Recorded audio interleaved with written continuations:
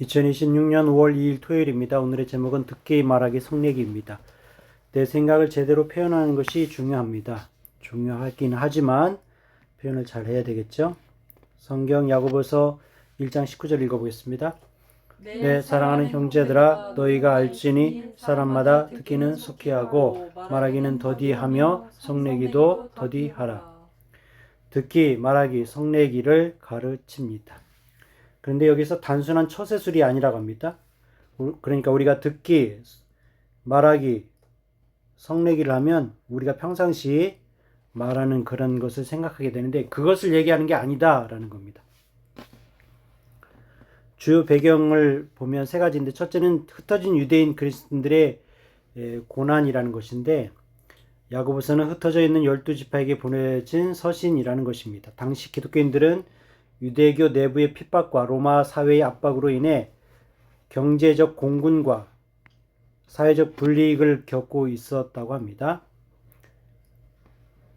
갈등의 심화를 보면 고난이 깊어지면 사람들 사이 신경이 날카로워지고 공동체 내부에서 서로를 비난하거나 상황에 대한 불만을 거칠게 쏟아내는 사람들이 많아졌었다고 하는데 이때 분노를 표출했다고 하네요.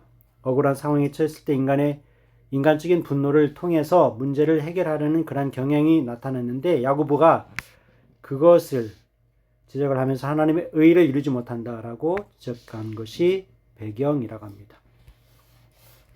두 번째는 가르치는 자들의 언어적 교만인데 공동체 내부의 배경을 보면 초기 교회에서 누구나 성령의 감동을 받았다고 하면서 가르치려 드는 교사, 지망생들이 많았었다고 합니다. 그들이 언어의 통제 능력이 부족했기 때문이라고 하는데요.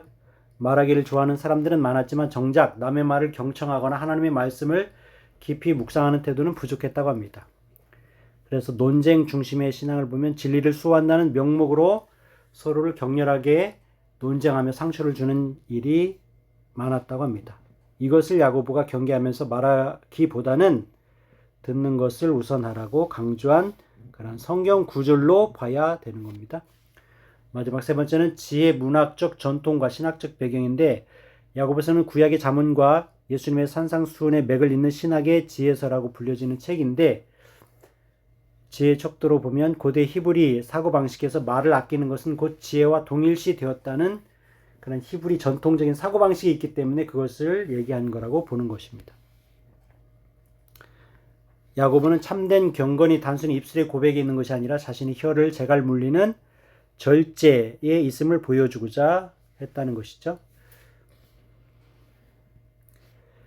그래서 19절 바로 앞에 보면 문맥을 보면 진리의 말씀에 대해서 다루고 있는데 사람의 말을 듣는 것보다 하나님의 말씀을 겸손히 받아들이기 위해서 인간의 분노와 많은 말을 내려놓아야 한다는 영적 준비를 강조한 것이라고 합니다. 이것은 이제 우리들이 평상시 말하는 처세술이라고 할 수 있는 부분과도 조금 통하는 내용이기도 합니다.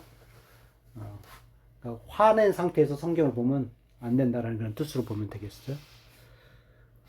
결론은 야고보서 1장 19절은 분노와 거친 말로는 고난의 상황을 이겨낼 수 없으며 오히려 침묵과 경청을 통해 하나님의 뜻을 먼저 수용해야 한다는 영적 처방전이라고 할 수 있다는 것입니다. 당시 공동체가 겪던 외부적 압박을 내부적인 분열로 키우지 말고 언어의 절제를 통해서 공동체의 평화와 개인의 성숙을 지키라는 강력한 권면이 담겨 있습니다.